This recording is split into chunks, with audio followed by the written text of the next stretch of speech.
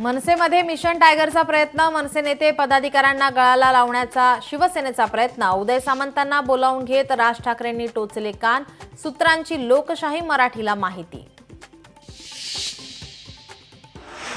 25 तारखेपर्यंत सरकारने भूमिका न जाहीर केल्यास आंदोलनावर ठाम, लोकशाही मराठीशी बोलताना धनंजय देशमुख यांचा सरकारला इशारा।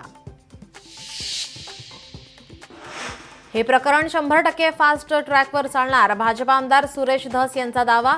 देशमुख हत्या प्रकरणाचा तपास अंतिम टप्प्यात, सुरेश धस यांची माहिती। तर सरकारी वकील म्हणून उज्ज्वल निकमांची नियुक्ती करा, धस यांची मागणी। नियमाप्रमाणे कोकाटेंवर कायदेशीर कारवाई केली जाईल, विधानसभा अध्यक्ष राहुल नार्वेकरांची भूमिका। तर दिवाणी न्यायालयातील निकाल बाजूने लागल्यानं कोकाटेंनी फौजदारी न्यायालयात दिलासा मिळण्याची शक्यता। उपमुख्यमंत्री अजित पवार आणि एकनाथ शिंदेंनी घेतली केंद्रीय गृहमंत्री अमित शहांची भेट, अमित शहांच्या पुणे दौऱ्याचा दुसरा दिवस। स्थानिक स्वराज्य संस्थांमध्ये महाविकास आघाडीला उमेदवार मिळता कामा नये, असं काम करा, येत्या काळात 100% भाजपा करायचा, नितेश राणेंची भाजपा कार्यकर्त्यांना तंबी।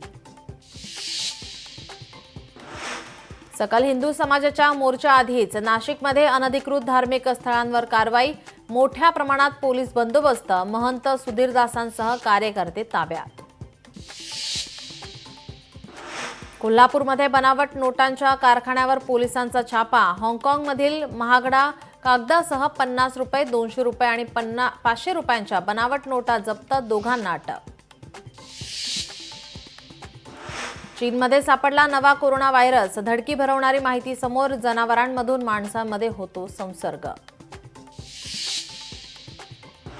कोकणातील प्रसिद्ध आंगणेवाडी जत्रा आजपासून, राज्यातील प्रमुख नेत्यांसह भाविकांची मोठी गर्दी।